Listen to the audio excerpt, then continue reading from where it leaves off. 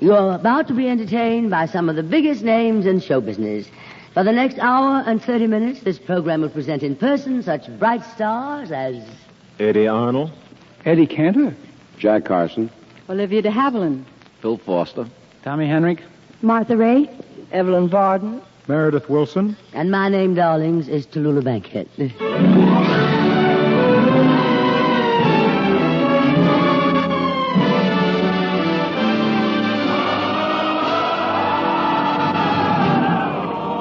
The National Broadcasting Company presents The Big Show. Oh, listen, America, the curtains up, America. We're going to fill your parlor full of stars. The Big Show, 90 minutes with the most scintillating personalities in the entertainment world.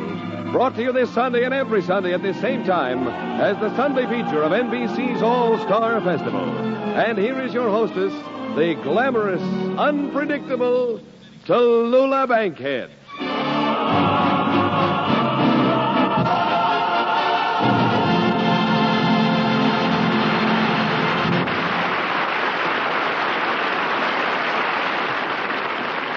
Well, darlings, this was the week for spring cleaning. I picked a very sunny day and went to the racetrack. What a cleaning. And when I got home, I went to work on the house cleaning. I started with the medicine cabinet. Hundreds of little bottles of pills taking up all that space. So I emptied all the little bottles into one big bottle. Sleeping pills, reducing pills, appetite pills, liver pills. I didn't feel quite right the other day, so I shook the bottle up, took a pill, slept 2 days, lost 6 pounds, and woke up eating a chopped chicken liver sandwich. One chopped chicken liver sandwich coming up. Martha Raye.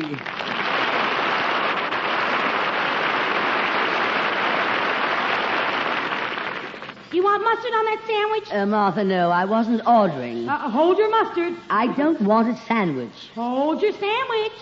Martha, please, will you be quiet? Hold your tongue, girl.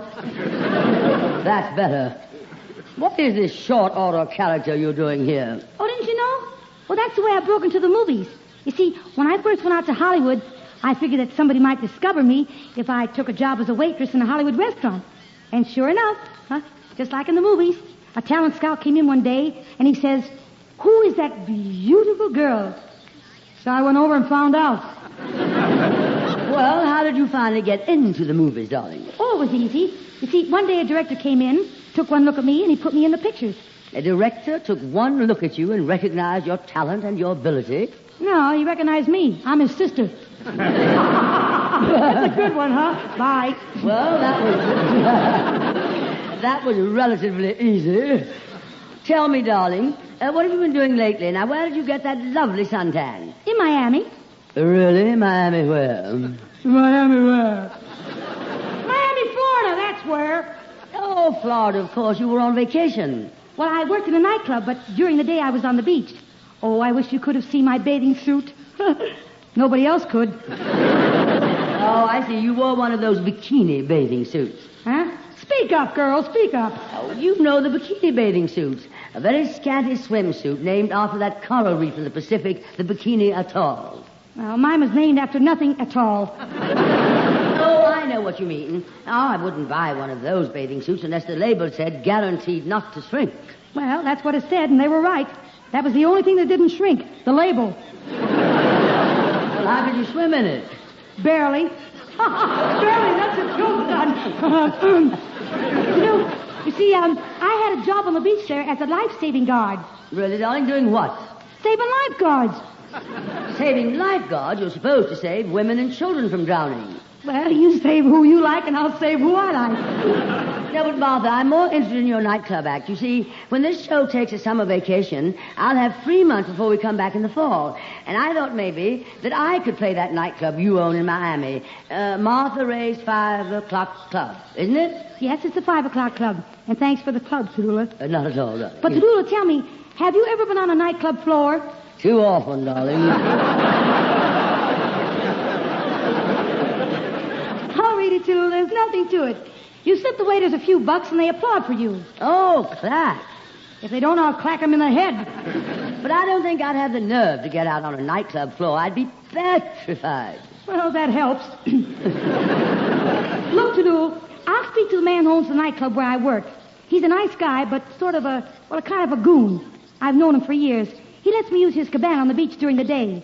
I had the sun in the morning and the goon at night. Boy, I don't want to just Simmer down, Buster. If you want to sing, Martha, I wish you'd sing that beautiful thing you sang on our show a few months ago. We've had loads of letters asking for it again. You mean that old black magic? That's the one, baby. Ladies and gentlemen, one of the greatest ballad singers of our time, Miss Martha Raye, weaving that old black magic. Meredith, darling, how about that beautiful Sid Fine arrangement, if you please, sir?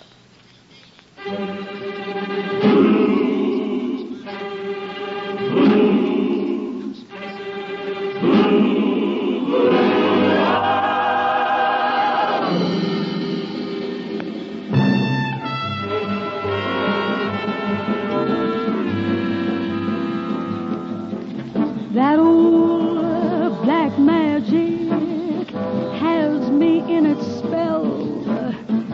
That old black magic that I feel so well as I see fingers up and down my spine.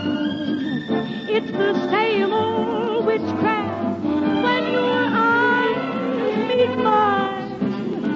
Same old tingle that I feel inside. And as that elevator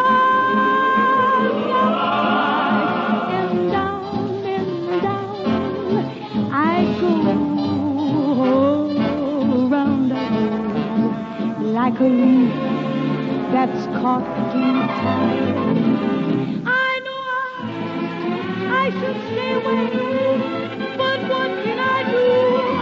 I hear your name, and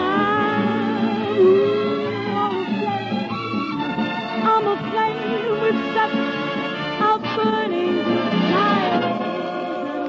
Only your kiss can put out my fire, for you're the lover that I have waited for, the mate that fate had me created for.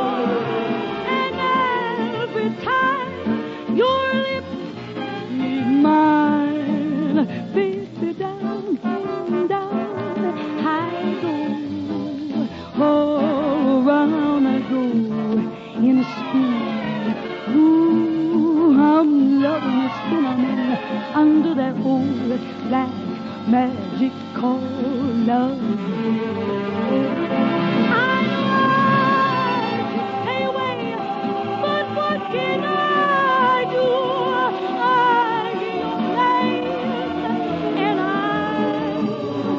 I'm all aflame. I'm aflame with such a burning desire that only your kiss can put out my fire. For you're the lover that I have waited for. You're the mate that fate had me created for. And every time your lips meet mine, daddy, down I go. All around I go in a spin. Ooh, loving the spin on me under that old black magic called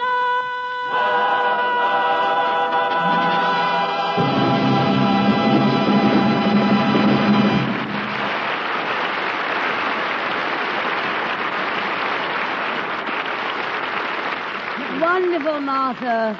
Wonderful, simply divine. Oh, what I would give if I could sing like that. Give my regards to Broadway. Remember me to Herald Square. Does that sound like Martha Raye? Sounds more like Sugar Ray. What do you mean by that, Jack Carson? What's wrong with my voice, Jack? Well, I'll give it to you straight from the shoulder, Tallulah, and That's where your voice sounds like it's coming from, straight from the shoulder. I can't understand it. I adore music. I listen to recordings. Tunes keep running through my mind all day long. I'm so full of music. I'm full of harmony. I'm full of melody. I know what you're full of, but... About your singing, Tallulah, I happen to know something about putting over a song. I can help you. Oh, Jack, if you can, I'll put my career in your hands. Good. Well, now, first... I'll put my future as a singer in your hands. Good. Now... And now, where do we start? Yeah, with your throat. Put that in my hands, will you? No, first let's analyze Martha Raye's singing. Uh-huh. Now, she really sells it. Mm-hmm. Of course, in your case, it's going to be hard to even give away, but... you have this wonderful big orchestra. 47 men around you. Oh, they should help your singing. With 47 men around, darling, who wants to sing? No, I mean you have 47 fine musicians. You should take advantage of them. Heaven knows I've tried.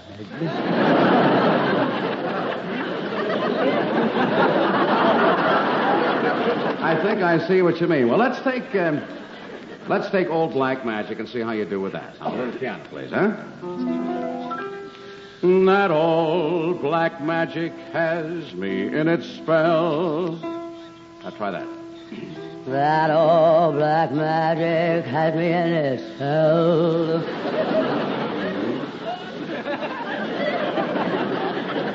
Having one of your bad spells, eh? That old black magic that you weave so well. Come on, fellow baby, sell it. That old black magic that you weave so well.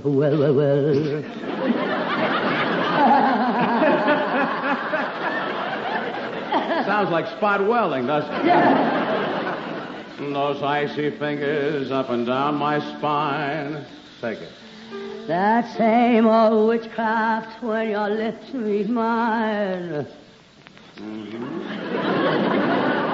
Well, I don't know about the craft part, but well, never mind. Let's take it down further where it goes.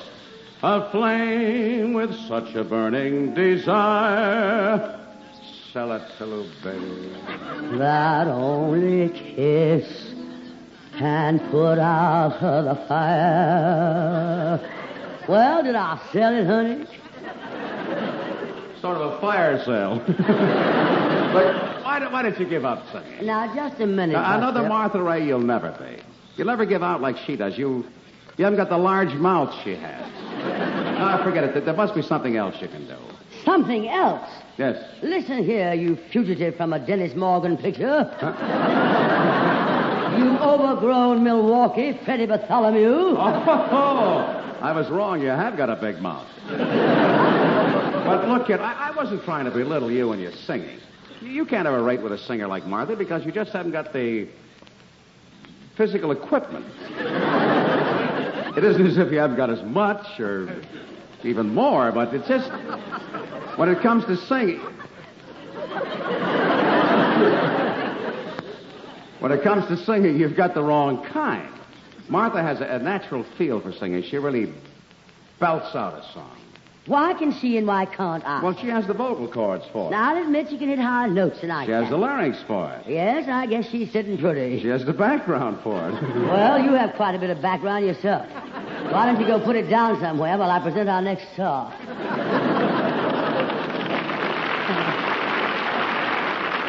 And now, ladies and gentlemen, we are privileged to welcome to the big show an actress whose gifts of charm and eloquence, whose powers of portrayal and interpretation have won for her place in our hearts 2 Academy Awards for outstanding performances in pictures, and most recently the plaudits of Shakespearean scholars for her triumphal revival of the immortal Juliet in Romeo and Juliet at the Broadhurst Theater, New York.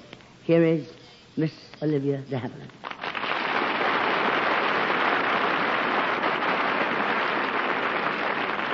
From the stage of the Broadhurst to the stage of our big show in the Center Theater, Miss Olivia de Havilland in the famous chord scene from Romeo and Juliet.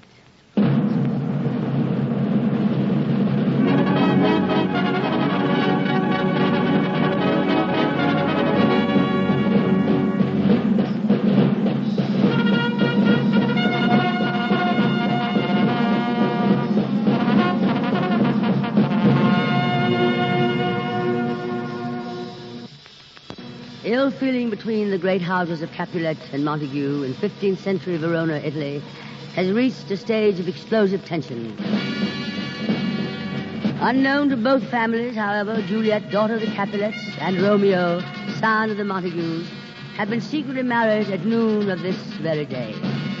Juliet awaits her marriage night, does not yet know that Romeo, to avenge the killing of his friend Mercutio, has meanwhile slain her kinsman Tybalt in a duel. By the window of her tower bedroom, she awaits the coming of her nurse, who is to bring the rope ladder of cords so that Romeo can come to her. Before the nurse arrives with the tidings of tragedy, an eager Juliet speaks her soliloquy. Gallop apace, you fiery-footed steeds, toward Phoebus' lodging. Such a wagoner as Phaethon would whip you to the west and bring in cloudy night immediately.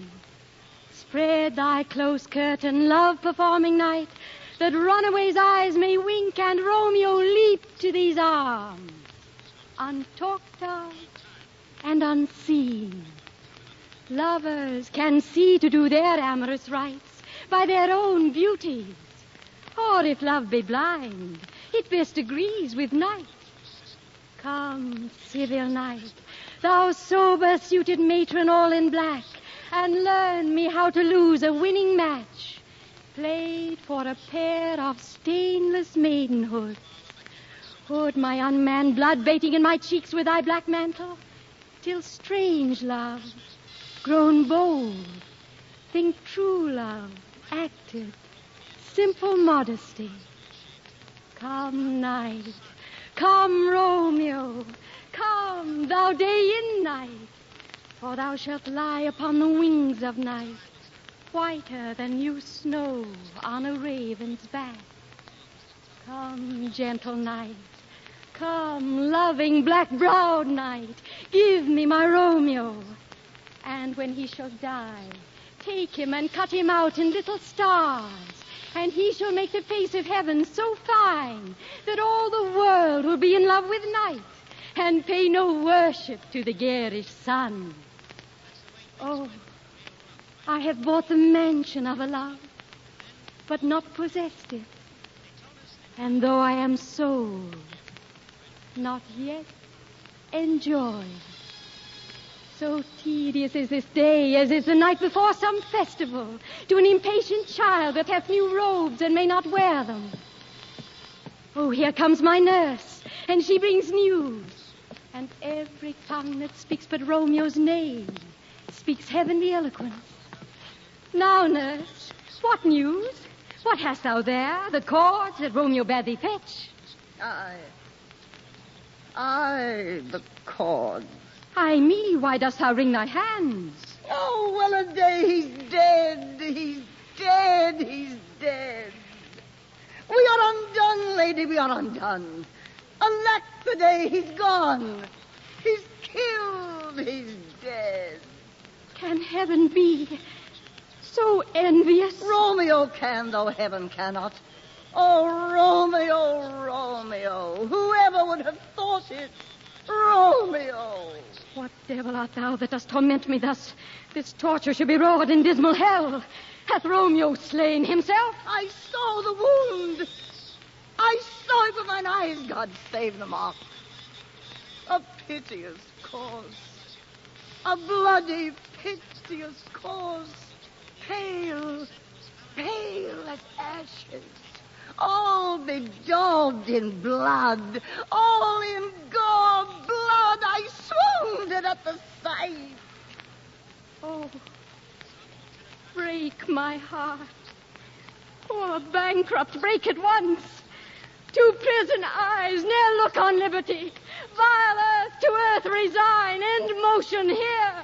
And thou and Romeo press one heavy bier. Oh, Tybalt, Tybalt, the best friend I had.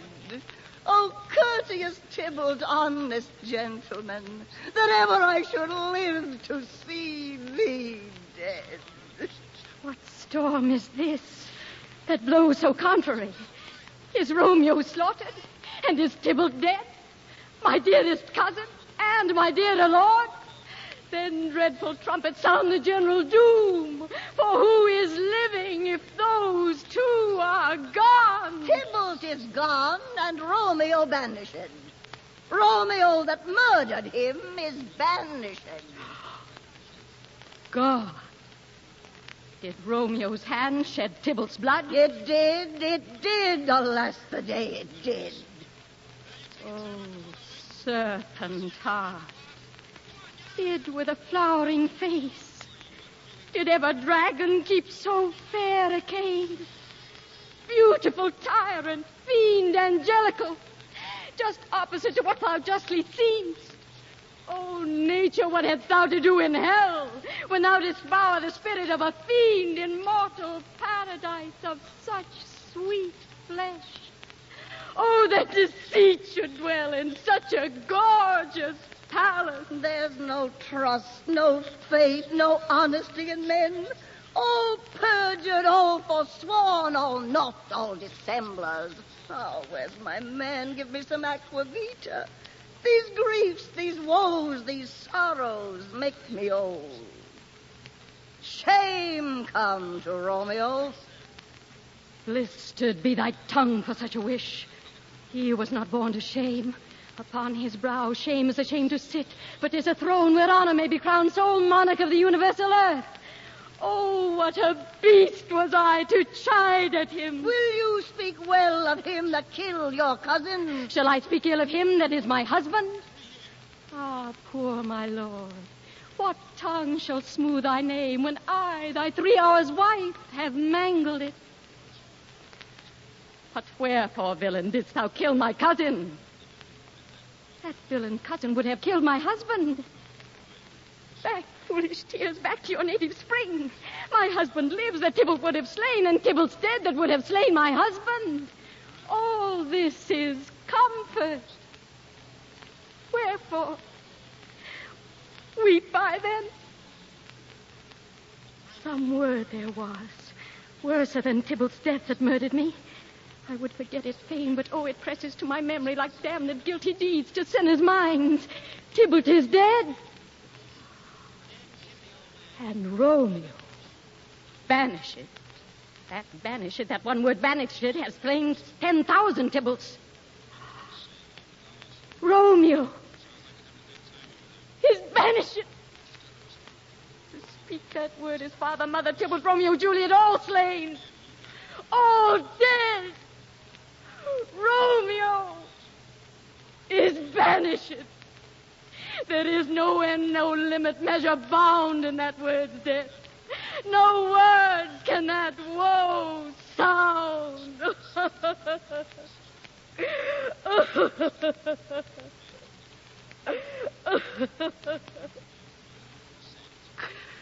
Where is my father and my mother, nurse? Weeping and wailing over Tybalt's corse. Will you go to them? I will bring you thither. Wash they his wounds with tears. Mine shall be spent when theirs are dry for Romeo's banishment. Take thou those cords. Poor hopes, you are beguiled, both you and I, for Romeo is exiled. He made you for a highway to my bed.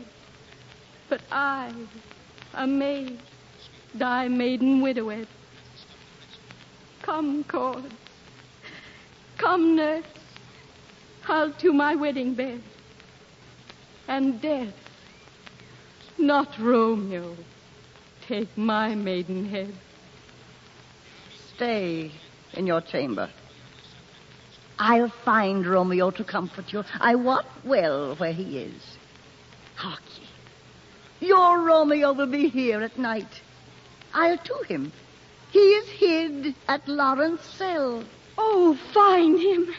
Give this ring to my true knight and bid him come to take his last farewell.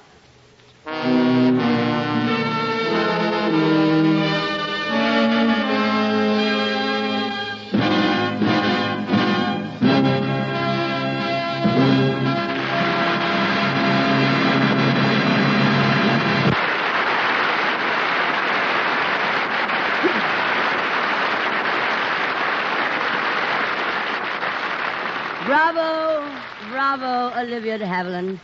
A magnificent performance, darling, and so ably assisted by Miss Evelyn Varden. Olivia, my dear, would you mind coming here for a moment?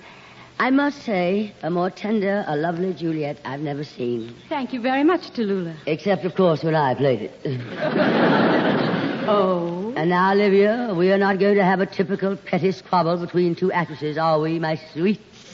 Well, I didn't intend to start one. But you say when you appeared in Romeo and Juliet, your performance was better than... Oh, I didn't say it was better than yours. Oh, no. I merely gave it a different interpretation. Compared to yours, my performance had more depth. And more width. No, it's going to be that kind of a routine, huh? Well, don't blame me, Tallulah. I was on my way to the dressing room when you called me over and told me about your performance in Romeo and Juliet. What's so funny about that? Oh, nothing. I was just trying to picture you climbing over the garden wall and looking up at the balcony at Juliet.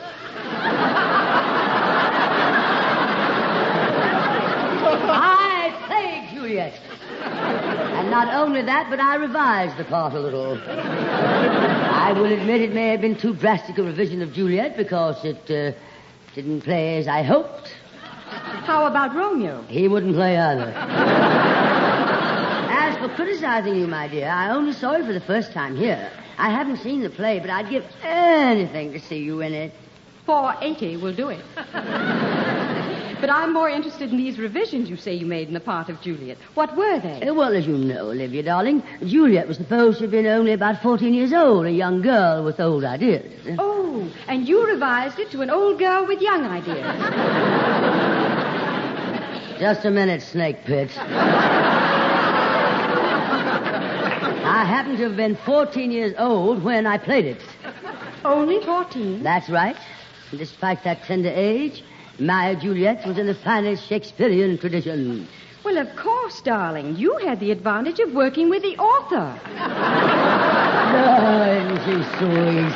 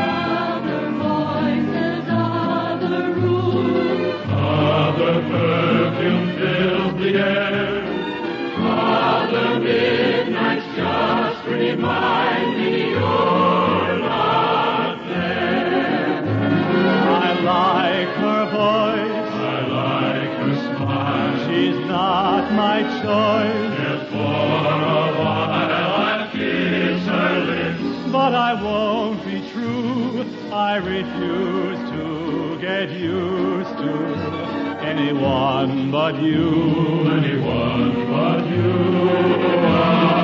voices, other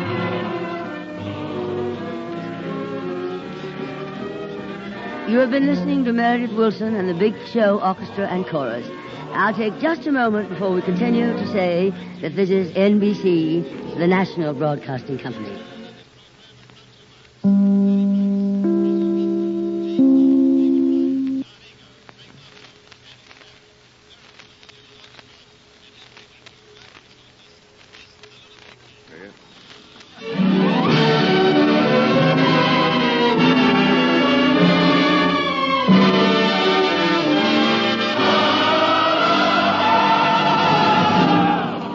The Big Show. This is the National Broadcasting Company Sunday Extravaganza with the most scintillating personalities in show business. The Big Show, the Sunday night feature of NBC's All-Star Festival, is brought to you by the makers of Anacin for fast relief from the pain of headache, neuritis, and neuralgia.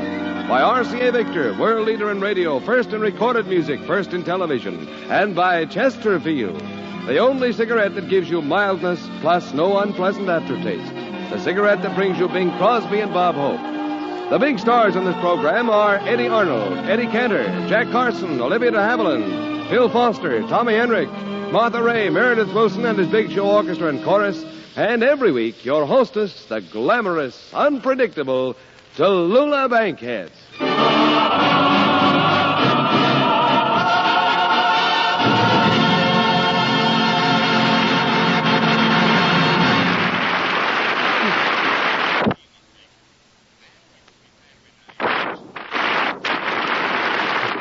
Well, darlings, what do you think?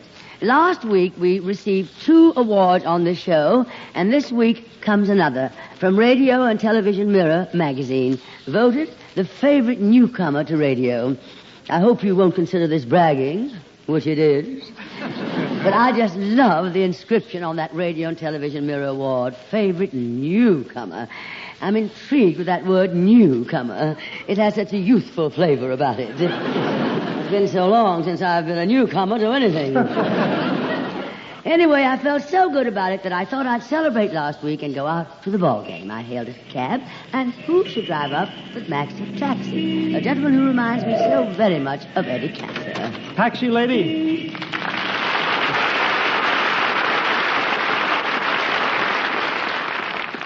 So where do you want to go, lady? Take me out to the ballpark. Oh, the game between the New York Yanks and the Brooklyn Dodgers? Which team you going to root for? Well, the Giants are my team. Thank you, darling. But when they're not playing, I'm for, heaven forgive me, the Yankees. I'm sorry, this is a Brooklyn taxi. Go get yourself a Yankee taxi. I'm not going to stand here all year waiting for another taxi. Look at her. If Brooklyn can always wait till next year, so can you. Will you let me get into this cab? I've got to get there in time for the flag raising. Oh, they don't raise the pennant flag today. That's on the opening day, Tuesday. I am not discussing the pennant flag. When I show up there, they raise the Confederate flag. Hey, taxi, you empty? Step right in, mister. Just a minute. This is my cab. Tallulah. Remember me, Jack Carson? Unfortunately, I do. But I've already engaged this taxi. She's young. She's lovely. She's engaged to a taxi. Will you kindly step aside, Jack? Yeah, but the driver said the cab was empty, so I'm taking it. No, you're not. Now, look, if you two fellas are going to fight over the cab... Now, didn't I answer this Didn't I answer this cab first? Come on, I'm in a hurry. What's your hurry? Are you playing shortstop today? A Pee-wee Reese you ain't. A Pee-wee she ain't either. I want to get up there in a hurry because I'm a Yankee fan. I'm going up to see them lose again. Lose again? The Yankees won the game yesterday. I am talking about the Yankees that lost the game between the states. Hey, innkeeper, coachman, come on, let's go. Step on it, come on. Well, wait a minute. Where are you going? Take me out to the ball game. Yo, Damasio. How are things with Yogi Berra? Come on, step on it, let's go. Just a minute, lady. Wait a minute. We're having a round-table discussion here about the cab. A round-table discussion with these squares? Come on, let's go. This is my cab. I'm sorry, but the driver gave me the cab. Well, the cab is empty and I'm taking it. Now, just a minute, will you? No fighting. Everything can be settled peacefully and according to law. Everybody knows that possession is 9/10 of the law, and since the taxi is in my possession, owned in partnership with the finance company, we'll call up the finance company, hold a board of directors meeting, and decide who should get the cab. Or we can go to the one higher authority, the taxi driver's creed, okay? Okay, anything. Let's get going. Okay, the taxi driver's creed, quote, eeny, meeny, miny, maxie, you're the one who gets the taxi. Okay, mister, you win. That's me. Thank you, driver. Let's go. Now, just a minute, Tallulah. As long as you're going up to the game, why don't you let me go with you? You in a taxi with me, holding hands, necking, wanting a kiss? Oh, no, I promise you on my word I won't do it. Then who needs you? Well, who needs her? Come with me, Jack. I'll give you a lift. But you haven't got a car, Martha. Oh, who needs a car? Come on, hop on. We'll go piggyback. Driver, let's go. Okay, lady, all right. Well, Miss Bankhead, it's a pleasure for Maxie the taxi to be driving you again, huh? Oh, that's Bankhead for you. Can't pick a horse, can't pick a cab. You know why I'm driving you instead of them other two screwballs? No, why are you driving me instead of them other two screwballs? Because I feel we Southerners should stick together. We Southerners? Ain't you from Alabama? Yes, and you? Southern Boulevard in the Bronx? Well, a lanceman, y'all. A lanceman, you all. You know, I heard you on the radio last week, Miss Bankhead, and you was terrific, if I may say so. You may. You sure got a great show. Even the kids like you. Only last Sunday, my little Herman says, tune in the radio. Uncle Tallulah's on. Uncle Tallulah, how sweet. Yeah, you ought to come up and meet the family sometime, Miss Bankhead. Anytime. You just name the year. Yeah, nothing like having a family, that's what I say. How do you like kids, Miss Bankhead? Sauteed. I even hated myself as a child. You don't like kids, huh? Oh, I have nothing against the little darlings. It's just that they're so sticky. Oh, you'd love my little Herman. He's one of your biggest fans. Listens to you all the time. By the way, would you mind autographing this picture for him? Why, I'd be delighted. Here you are. Just a second. Why should I sign this? It's a picture of Ava Gardner. Look, the kid's never seen you. Let him live a little.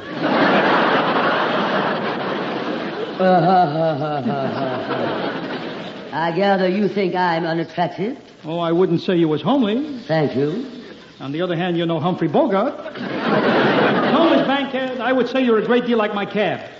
The paint ain't what it used to be, but the motor's still running. Well, I've been thinking of trading myself in on a new Ford.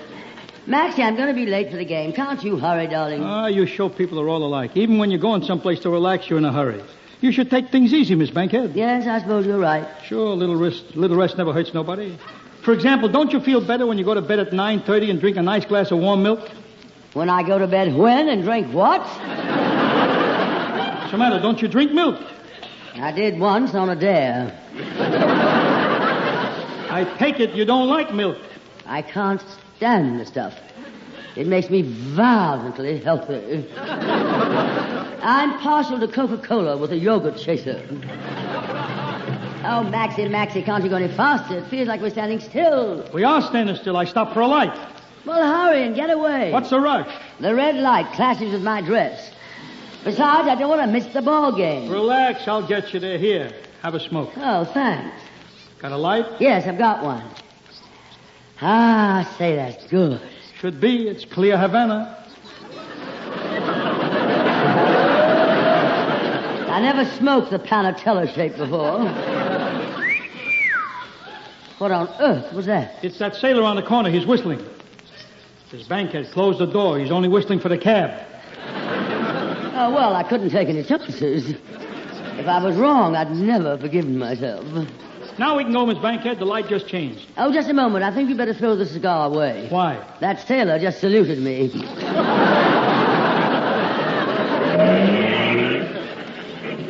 You know something, Miss Bankhead? Gosh, you smell good. Oh, well, that's the nicest thing anyone said to me all day. That's the same perfume you was wearing the last time I drove here. How do you know? Well, for a week, the cab smelled like a barber shop. This happens to be imported perfume. Yeah? I bought my wife a bottle of that stuff once. It was gone the same day. How come? My brother-in-law drank it. Oh, what a guy that married it. Oh, what a guy. Here's a fellow. My brother-in-law. He got hysterical when they raised the telephone rates from a nickel to a dime. It meant they had to retool and make smaller slugs. Never had a cent to his name, you know. Doesn't he work? Work? Miss Bankhead, you are talking about an individual who is green on one side from sleeping on pool tables. Every time he shakes hands with you, he says, "Excuse the chalk." But one thing I'll admit, at dinner time, he comes home and helps my wife in the kitchen. She does the cooking, he does the eating. Well, say, what are you going to do with a guy who uses a salami for a watch fob? Hey, that gives me an idea, Miss Bankhead. Are you still single? Why? Let me put it this way. Would you like to save some money on your income tax? Naturally. Marry my brother-in-law. How will that save me money? You can deduct them as a total loss. You two would be a good combination. He's stupid and you got money. I am not interested. Think it over, Miss Bankhead. After all, you are not getting any younger. No, but if you read my press notices, you'll find I'm not getting any older either. Well, here we are at the, you should excuse the expression, Yankee Stadium. What do I owe you? $1.75. All right, there you are, $1.75. Thank you. Now about the tip. Oh, yes, of course, the tip. Here you are. 25 cents. Miss Bankhead, the last time you gave me a $5 tip. Yeah, but the last time I didn't know you were a Brooklyn fan. Good morning. Good morning. How do you like that? 25 cents. I could have taken Martha Raye or Jack Carson. I know what they would have tipped me. So I'm 15 cents ahead.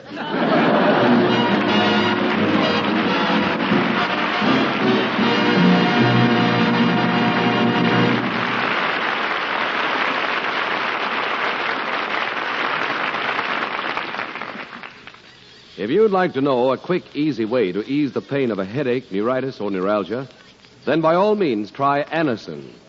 Your own dentist or physician may at one time or another have handed you an envelope containing Anacin tablets. Then you already know how incredibly fast and effectively Anacin brings relief. Anacin is like a doctor's prescription. That is, Anacin contains not just one, but a combination of medically proven active ingredients. For your own sake, try Anacin. Anacin is sold to you on this guarantee. If the first few tablets do not give you all the relief you want as fast as you want it, you may return the unused portion and your money will be refunded. You can get Anacin tablets at any drug counter.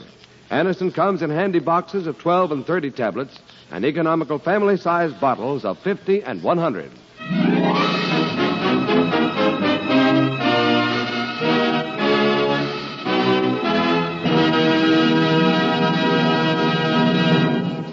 Well, darlings, while I was out at the ballpark finishing my 12th hot dog and my 15th soft drink, who's been tampering with my script? Well, who do you think? Who should come up to the left field box where I was sitting and say... How do you do, Miss Bankhead? But old reliable himself, Tommy Henrich.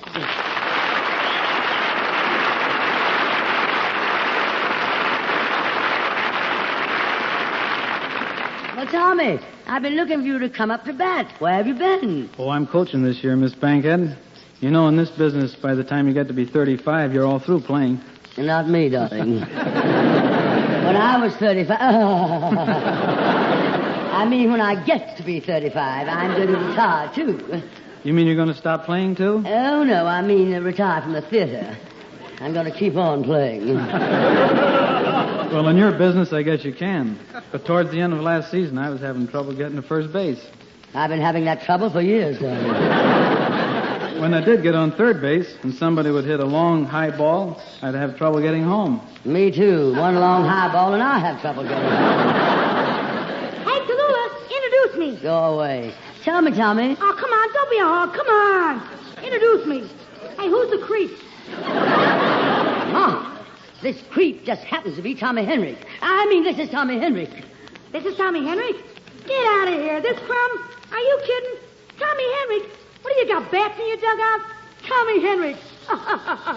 Tommy. Hey, who's Tommy Henrich? Martha, do you mean to say you've never heard of Old Reliable? Oh, I know who you are, but who's Tommy Henrich? Tommy Henrich just happens to be one of the greatest all-time Yankee ball players. He's been with them since 1937. Oh, ball player. Hey, you know, I don't understand baseball, Tommy. Maybe you can wise me up on the game. What would you like to know, Miss Creep? Isn't he sweet? Tell me about baseball. Well, to start with... Cut, that's enough about baseball. Let's talk about us, old boy. Now, Martha, if you want to learn about baseball, there's nobody who can tell you more about it than Tommy Henrich. Go ahead, Tommy.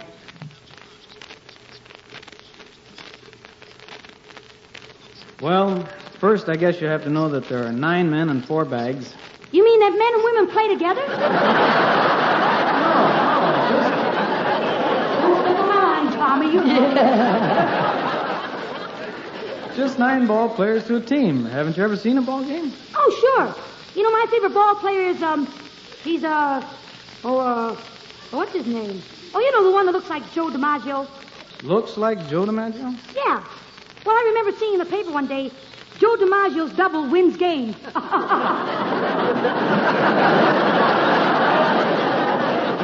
Hiya, gents. You mind if I cut in here? Oh, Jack, this is Tommy Henrich. This creep is Tommy Henrich? Not me, you dope. I'm Martha Raye. Well, hello, Tommy. Glad to see you. Glad to know you, Jack. You know, I was once in baseball. Yeah? What position did you play? I was in left field. Oh, an outfielder. No, I sold hot dogs. One thing, an awful thing happened. I dropped the whole tray of hot dogs in the left field stand. Oh, that's terrible. What did you do, Jack? Well, it didn't take me long to clean them, but I had to go all the way around to right field to sell them.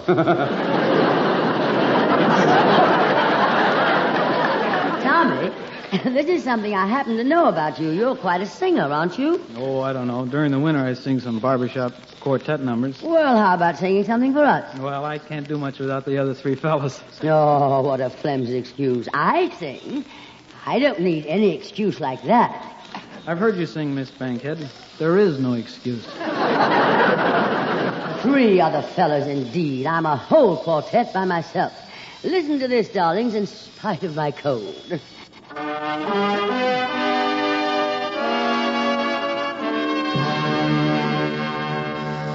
I sing a little tenor, sing a little baritone, also sing a little bass. I have a most peculiar voice, full of charm and grace. You can have your Pericom or your Sinatra and your Bing, but they can't take my place. I sing a little tenor, sing a little baritone, also sing a little... You'll never make it, Miss Bankhead. You want to bet? Step aside, Buster, I may spray.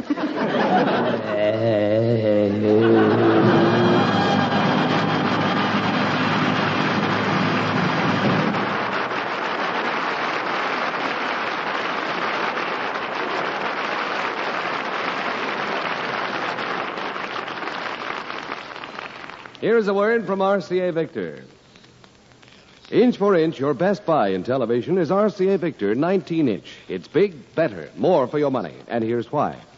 RCA Victor's new picture pickup brings in the best possible reception. Pictures are clear, steady, and bright. And RCA Victor television is million-proof television, quality proven in over 2 million homes. Best of all, RCA Victor 19-inch television is yours for little more than what was once paid for 10-inch television. And remember this, only RCA Victor owners can buy the RCA Victor factory service contract for expert installation and maintenance. So ask your RCA Victor dealer to show you 19-inch television. It's available in a wide range of table models, consoles, and combination instruments. And by the way, here's a big RCA Victor record value. It's the new Singer's Single Series. 54 all-time Tin Pan Alley tunes by 9 of America's brightest recording stars.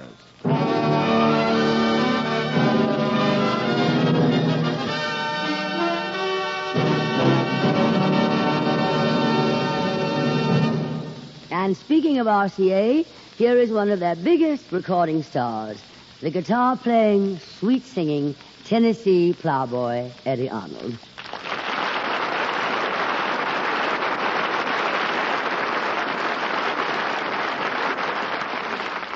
Hiya, Tallulah, honey. Well, I'm fine, Eddie, baby.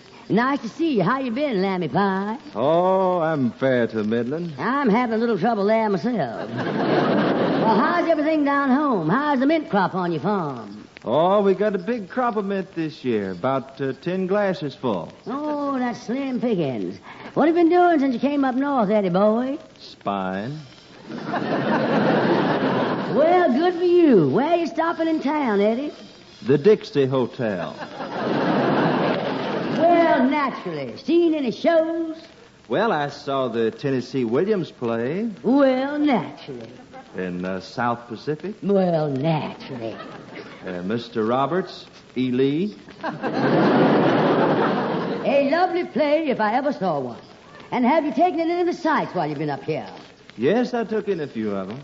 There's one sight you got to take in, Eddie. Mm-hmm. Every Southerner who comes up here rushes right out there the first thing to enjoy this sight. Which one is that, Tallulah? Grant's tomb. Eddie, honey, we better stop talking like this. We're in enemy territory. How about you singing that newest RCA Victor recording of yours, Kentucky Waltz? Well, I'm aiming to. Well, aim ahead, honey child. Meredith, how about some music for Eddie Arnold, if you please?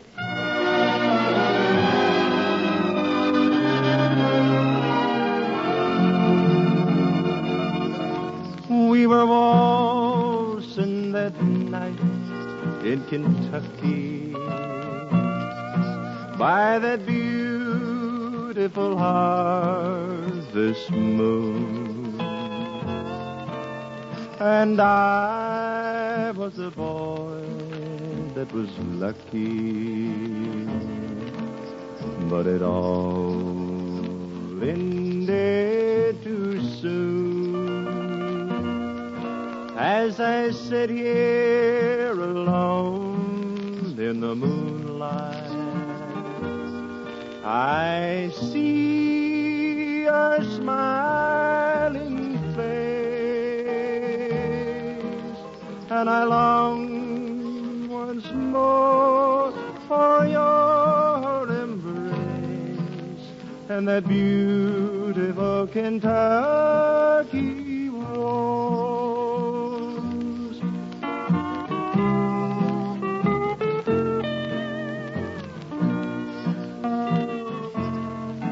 We were waltzing that night in Kentucky by that beautiful harvest moon.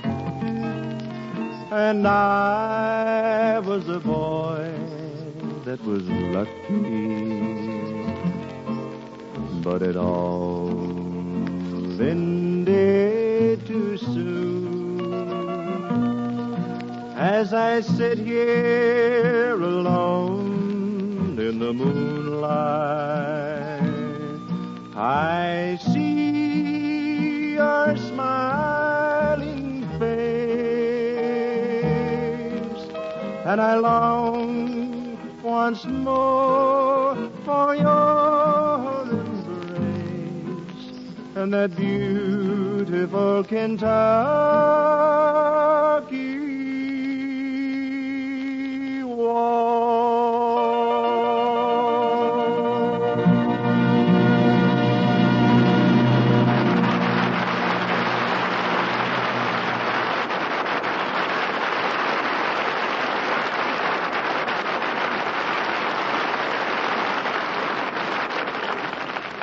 Here are two northern gentlemen who have something to say about some of the finest tobacco in the South, Bing Crosby and Bob Hope. Now here's Chesterfield's answer to Cyrano de Bergerac. Bob Hope. I'd top you easy, Dad, but we only have a minute here to sell Chesterfield. Okay, well, let's get to it. Better tasting Chesterfield is the only cigarette that combines for you mildness with no unpleasant aftertaste. The mildness is a cinch to prove. You just make the Chesterfield mildness test. You know, open a pack and enjoy that milder aroma. Then smoke them, and you'll know that Chesterfields are mild. And Chesterfield leaves no unpleasant aftertaste. That fact has been confirmed by the country's first and only cigarette taste panel. So make our cigarette your cigarette. The reasons go together like this. Buy Chesterfield, Chesterfield, the one that proves its case. Yes, Chesterfields are milder, plus no aftertaste. So ho, open a pack and give 'em a sniff. Then you'll smoke 'em.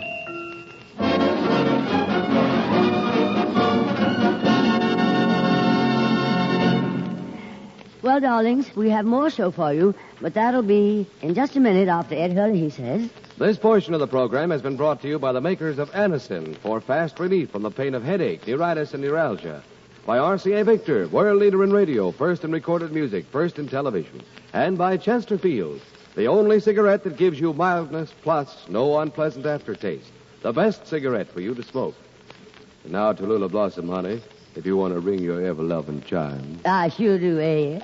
This here, darlings, is NBC, the National Broadcasting Company.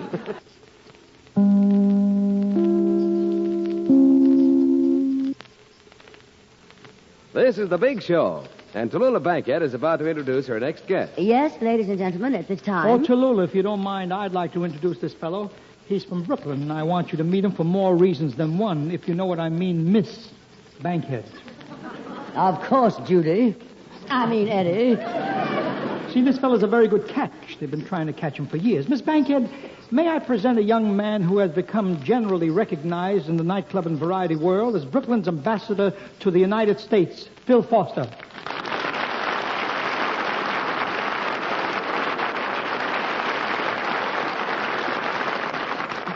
Well, Phil, what do you think of her? For this, you brought me all the way to New York. You know, I don't like to leave Brooklyn unless there's a special purpose. I got a tie on and a jacket. For what? For what? I want you to meet this girl. Go on. Since when does a girl wear a Buster Brown haircut? Boy, what some guys would do to get out of the army. Just a minute, you. My name is Tallulah Bankhead. Tallulah? What kind of name is that? I never heard of such a name. Come on, what's your real name? Cassie? Cassie! Bill, please, that's no way to talk. Come on, the deal's off. Give me back my broker's fee. How can I say to the fellas in the corner, I want you to meet my friend Tallulah? Tallulah? They run me out of the neighborhood. And what my grandmother call her? How about Tallulah? Tallulah? I knew I'd mispronounce it. They won't call you that in my neighborhood. Besides, in my neighborhood, there's something bigger and more important than girls right now. And I'm talking about the Brooklyn Dodgers. You see, you're looking at a real Brooklyn Dodger fan. And I want you to know right now, people, if you ever get a chance to see a game at Ebbets Field, don't miss the opportunity. What a game. Believe me, what a game. Sometimes the ball game starts and interferes with it.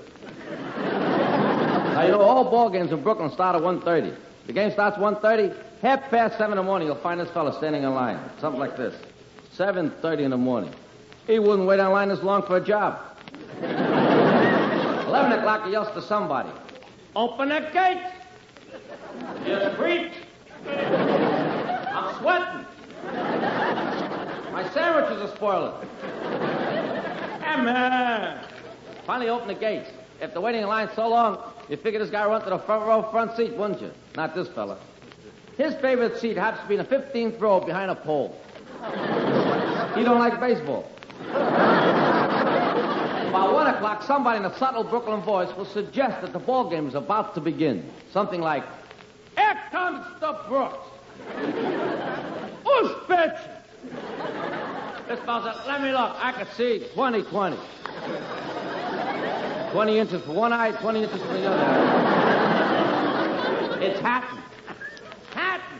What are you doing? Throwing the game. This fellow says, let him pitch. This fellow says, I don't want it. This fellow says, let him pitch. I told you, I don't want it, all right? I don't want it. Come on, let him pitch. Okay. You know, it wasn't for that fellow said, okay, Hat would never pitch a ball game. Then the guy said, I'll bet you $1 the first ball Joe throws is a strike. Put up or shut up. Put your money where your mouth is. I'll bet you $1 against your glasses and send you home blind. He struck a ball, a bet's off. Strike one. Once, let me do it.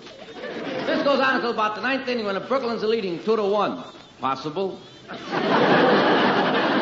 the fella in the center field bleachers begins to talk to Hatton, the pitcher, to hold the lead. Hatton is only 10 miles away. But he's going to hear this boy. This boy's talking pretty loud. He sounds something like, pitch them, Joe! I'm with you. I'm with you, Hat baby, I'm with you. 4-1. Dummy that team, Joe! I'm with you, baby boy. You can do it, baby.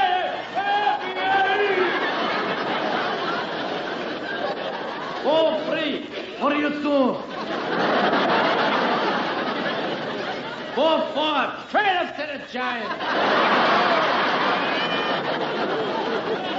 Right now, it's not my intention to talk to you people that live in Brooklyn or been to Brooklyn.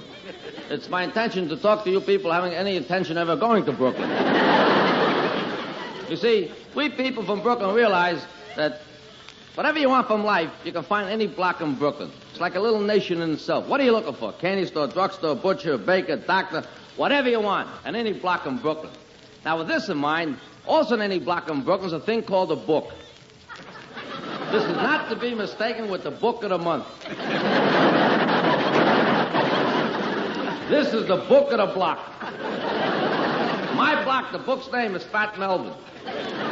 He's a fellow takes 30-cent bets, 40-cent bets. If he gets a $1.25 bet, he lays it off on the next block. The kind of a rain that wipes out ball games. Now, if you know fellas that hang around corners, You know what? They like to bet on things. Bet on anything, as long as it's a mind bet. There's always one fellow who'll say, I'll bet you $1 million.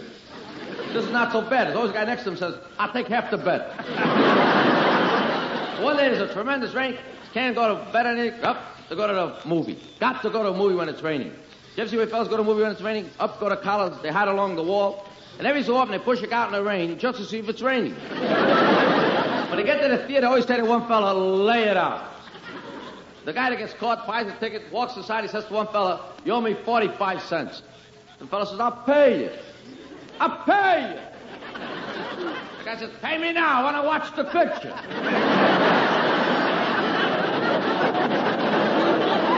says, I'll pay you. What do you want me to do, break a bill? Now they sit and watch the picture. One ends and about to start is the Western picture. So Fat Melvin turns around to the 7 fellas and says, look, man, I don't like to watch a picture unless I got a little action on it.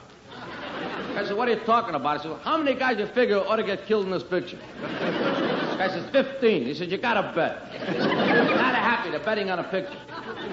One guy gets killed, 2, 4, 5. All of a sudden they shoot an Indian, and he falls off the wrong side of the mountain. Now we have a little trouble. The 7 fellas say the Indian is dead. Fat Melvin says he's hanging by a tree on the other side of the mountain. Can't see him. What an argument. Finally decide if at the end of the picture need his death to prove it one way or another, they'll all go behind the screen, they'll see if he's hanging. This goes on until 13 men are dead, 1 minute left to go to the end of the picture, and things are very exciting because the hero's best friend is a fellow by the name of Killer. He's got 2 villains lined up against the wall. He says, I reckon I'm going to let you have it, boys. Wipe you out, kill you, get you off the face of the earth. Now, Fat Melvin figures out very quickly, 13 plus 2, he loses. He pays off. So from the seat, he begins to talk to the picture. Something like, what do you want to kill him for? That's all you got to do is kill people. You got to kill him in another picture. The 7 guys are yelling, die! Little dogs, die! Fat Melvin says, come on, don't be so bloodthirsty. Bang, bang, 2 shots ring out. The book can't look. What happened? One fellow says, one guy is dead, the other one's wounded. 14 and a half. Fat Melvin keeps talking to the picture. Kid, live. Live, kid. You're too young to die. I don't care about the money. Who cares about the money? Live! I'll kill you if you don't live. And he dies. As he dies, Fat Melvin turns around and says, how do you like that? For miserable $8, they threw the picture.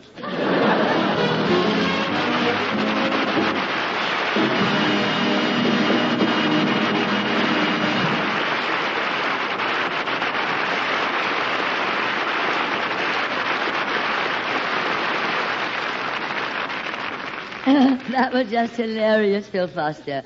You must drop in again sometime, darling. And now, how about a little music? Meredith Willson has an exciting arrangement of a famous spiritual, Swing Low, Sweet Chariot. So here are Meredith Willson's Big Show Orchestra and Chorus to present it. Hallelujah, sing hallelujah. Hallelujah, hallelujah. Hallelujah, sing hallelujah.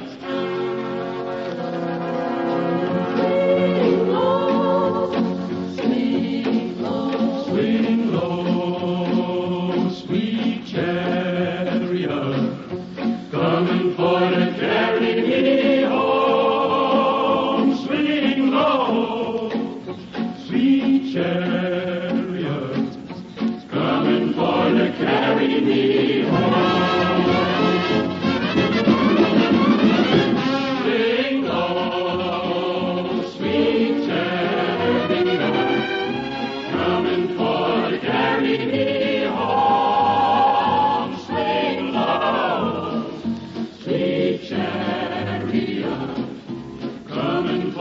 Carry me home.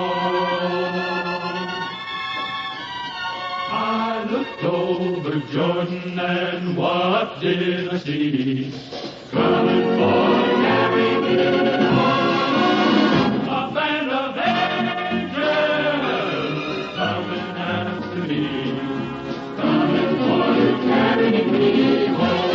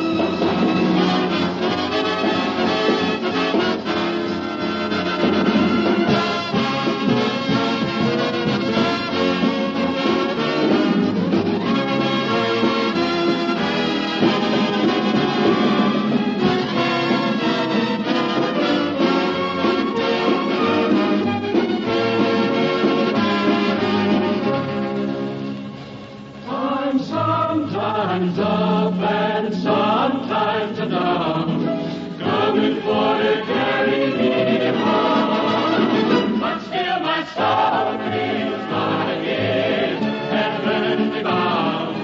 Coming, sweet, oh, sweet chariot, coming for to carry me home.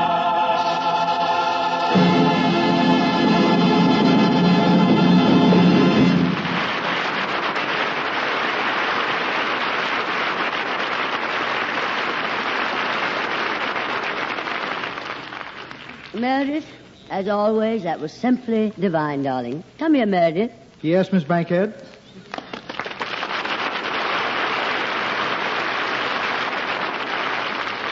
Now, without getting into too long a discussion with you, Meredith, I just want to say that your orchestra and chorus number this week was simply thrilling, inspiring, beautifully done. Would you like for me to play it again? Over my dead body. Well, that's a date. Now, wherever I am when it happens, I'll come and play it over you. I'll make a note of that. And don't bother, darling. Oh, it'll be my pleasure, Miss Bankhead. Don't be so happy. I'm not going till I'm good and ready. Oh, Tallulah. I'm not ready, Eddie. What are you talking about going, not going? You're too young to be talking like that. Oh, thank you, darling. That's the sweetest thing that's been said on this program for weeks. Now you say something about me, something young. How about Loretta? Loretta, oh, yes. See how young I look? Yes, I guess you're right. A man is as old as he looks. Yes, and a woman is as old as she likes, huh? Hello, Mother. Hello, Dad. Can I go to the circus tonight? Can I, huh? Can I please, please, Dad? Please, Mother, huh? The circus, please? Can I go, please? Get off my lap. Tallulah, stop talking to him like that. I finally got a son, and you're going to make him neurotic? Come here, baby. Come here. Yes, Daddy. See? Daddy likes me. For you, Mommy. Isn't this nauseating? My son, the first thing you got to do is to learn to sing with your old daddy. We'll make records. See, you bring a little money into the house, and we'll split half and half. Did you take arithmetic yet? No, Daddy. We'll split half and half, 90 for me and 10 for you. Now, here is a beautiful song. It's called When You and I Were Young Maggie Blues. Come on, Gary. I mean, Jack. Wait a minute. There's something not kosher here. What's that? You're hogging the microphone.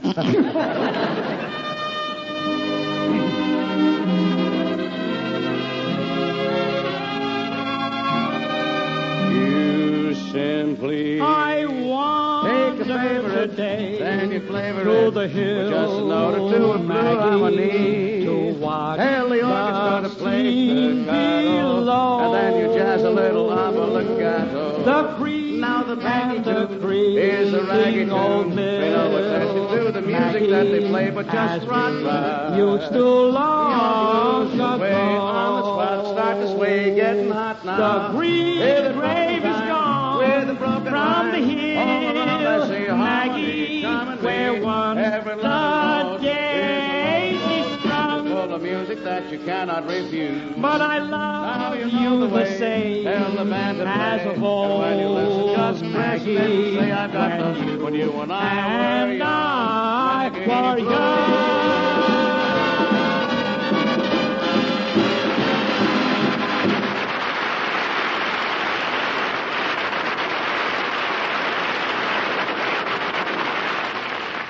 Eddie Arnold, huh? Well. Wow. I think we ought to repeat the last 8 bars, don't you? Do you, Edward?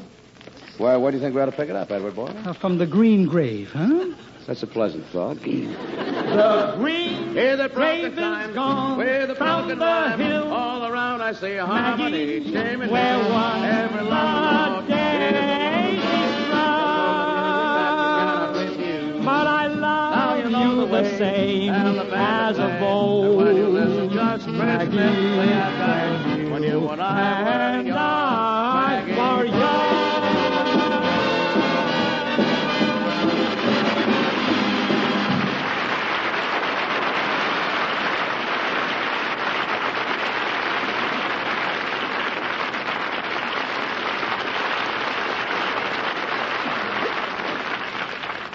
Very well done, boys. And now let me get in here and do a little something. Yeah, I was wondering about that, Tallulah. About what, Martha? Well, I was wondering about what you do on this program. You know, all I've noticed so far is... Goodbye, Meredith. Very well done, boys. In Hemisphere. Where are you all stopping while you're in town, Eddie, honey? Darling, over my dead body. Step aside, Buster. I sing a little tenor. I sing a little baritone. I also sing a little bass.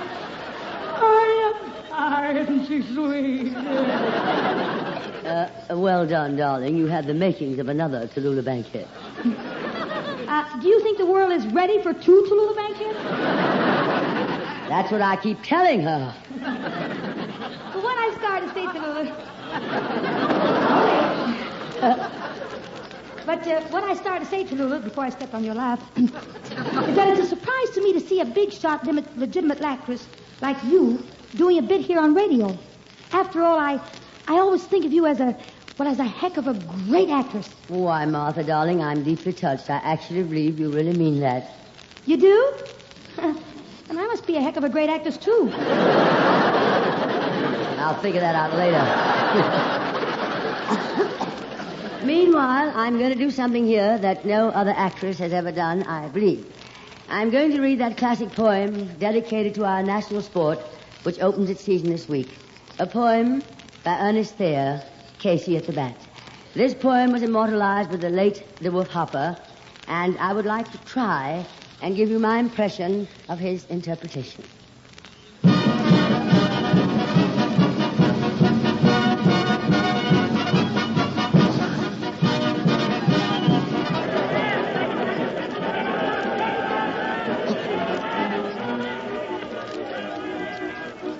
The outlook wasn't brilliant for the Mudville Nine that day.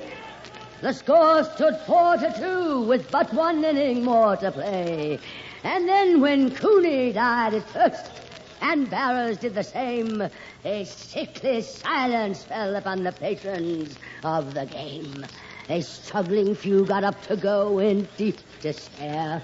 The rest clung to the hope which springs eternal in the human breast. They thought if only Casey could but get a whack at that, we'd put even money now with Casey at the bat. But Flynn preceded Casey, as did also Jimmy Blake. And the former was a no good, and the latter was a fake. So upon that stricken multitude, grim melancholy set. For there seemed but little chance of Casey getting to the bat. But Flynn let drive a single to the wonderment of all. And Blake, the much despised, tore the cover off the ball. And when the dust had risen and the men saw what had occurred, there was Blake safe at second and Flynn a hug in third. Then from 5,000 throats went up a lusty yell. It rumbled through the valley. It rattled in the dell. It knocked upon the mountain top and recoiled upon the flat. For Casey, mighty Casey, was advancing to the bat. There was pride in Casey's bearing as he stepped into his face. There was ease in Casey's manner and a smile on Casey's face. And then, responding to the cheers, he lightly doffed his hat. No stranger in the crowd could doubt 'twas Casey at the bat. 10,000 eyes were on him as he rubbed his hands with dirt. 10,000 hands applauded as he wiped them on his shirt. And then, while the writhing pitcher ground the ball into his hip, defiance gleamed in Casey's eyes. A sneer curled Casey's lip. And now the leather-covered sphere came hurling through the air, and Casey stood a-watching it in lofty grandeur there. Close by the steady batsman, the ball unheeded sped. That ain't my style, said Casey. Steve Rag won! The umpire said, umpire. From the benches, black with purple, there went up a muffled roar like the beating of a storm wave on a stern and distant shore. Kill him! Kill the umpire! Cried someone in the stand. And it's likely they'd have killed him had not Casey raised his hand. With a smile of Christian charity, great Casey's visage shone. He stilled the rising tumult. He bade the game go on. He signaled to the pitcher. Once more the steroid flew. But Casey still ignored it. And the umpire said, "Strike two!" "Fraud!" cried the maddened thousands. And echo answered, "Fraud!" But one scornful look from Casey, and the multitude was awed.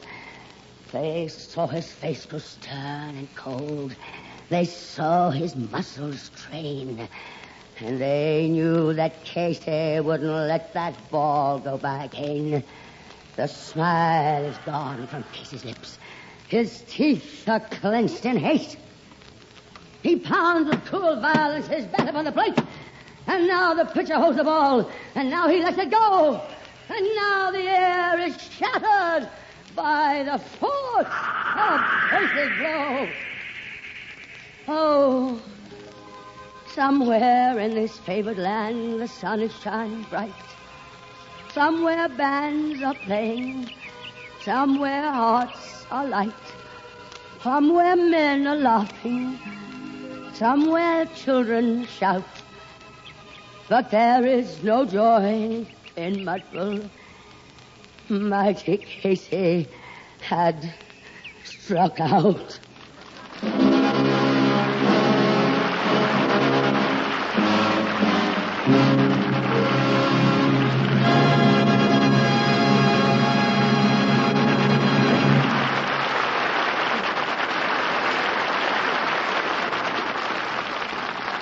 Divine, Tallulah. Simply divine, my dear. Well, thank you, Jack, darling. But haven't you ever wondered what happened to good old Casey when he got home after the game? Well, as a matter of fact, Jack, no, I never did. Well, now let me show you. See, Martha, Raye, and I have been worrying about that. We figured that after the game, Casey got home and was comforted by his darling wife. Something like this.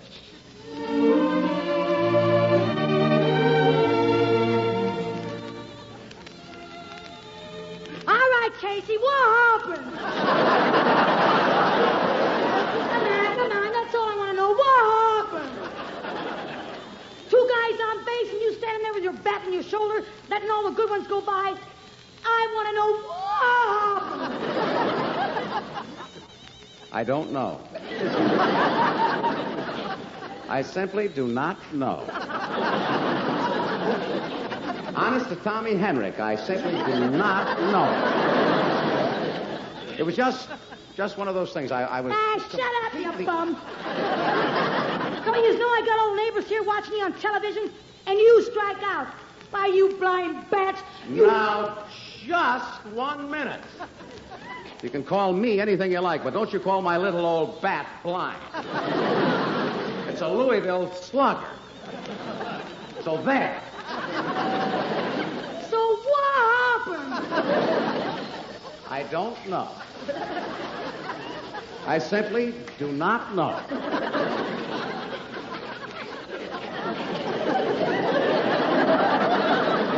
Something within me snapped. Well, I keep telling you you're wearing them too tight. Well, I know I am. And it's all on account of television. That plunging neckline sweatshirt you make me wear. It was bad enough before with all those people in the stands staring at me. But now with everybody staring at me on television. Well. After this, when I go to bed, I'm only going to let them televise my hand. I want to know what happened. I don't know. I simply don't know. Something must have got in my eye. Yeah. That girl in the box with the dirty blonde hair. What dirty blonde girl? I never noticed any girl in any game. It was just when that dirty blonde ball came over, it had too much curve. I mean, the ball. That's it. Shut up and answer the phone. Hello? Hello, Casey. This is Tallulah, darling. In the right field box, remember? Hey, who's that on the phone, Casey? Not that blonde dame in the box. Yeah, that's, oh, no. No, it's the coach, Martha. Well, Coach, what's going on? Aren't you meeting me tonight, darling? Did you get my signal? Signal? Oh, yes, your signal. I flashed my mirror at you. I'm sorry the sun got in your eye and made you strike out. Oh, that's all right. Well, honey, where are you going to meet me tonight? Oh, yes, Coach. I'll meet you in the locker room. Locker room? How cozy, darling. Huh? You want me to come over for some practice? Well, if you feel you need it, what time? Okay, at 9 o'clock tonight for practice, huh? Practice at night? Yeah. Oh, yes, Martha. This is practice for night games. Night games. Now, just a minute. That don't sound like no coach to me. Give me that phone. I'll bet it's that dirty blonde. Hello, you. Hey, you stay away from my man, you hear? Or I'll bat your brains out. I beg your pardon. Hey, well, what do you know? It is the coach.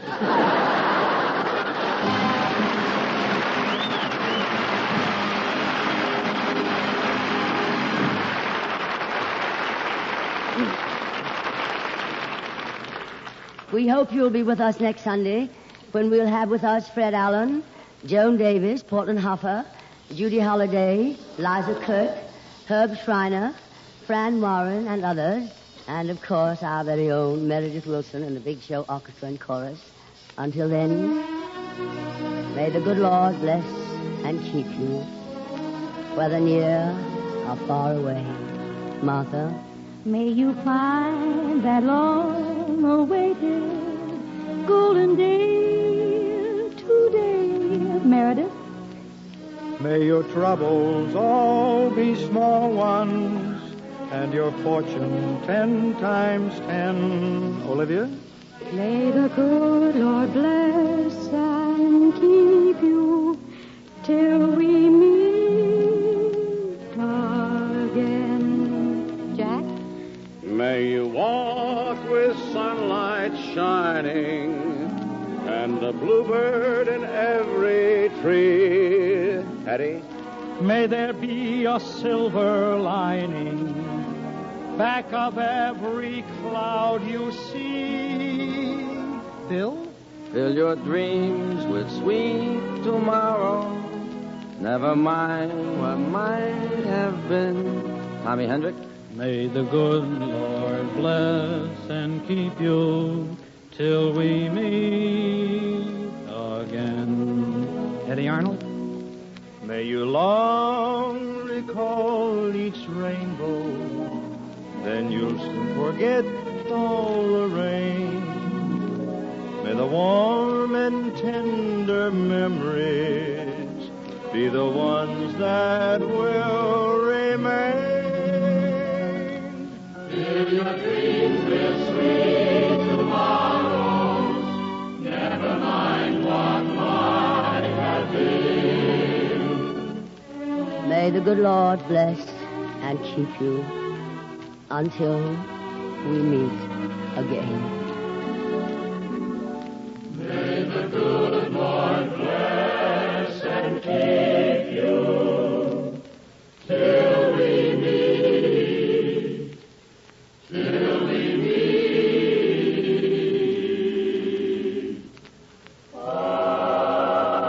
again. Good night, darlings, and Godspeed to our armed forces all over the world who hear these broadcasts each week.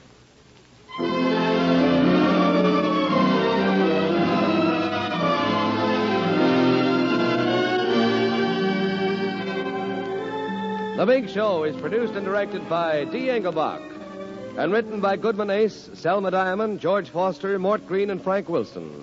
This is Ed Hurley speaking.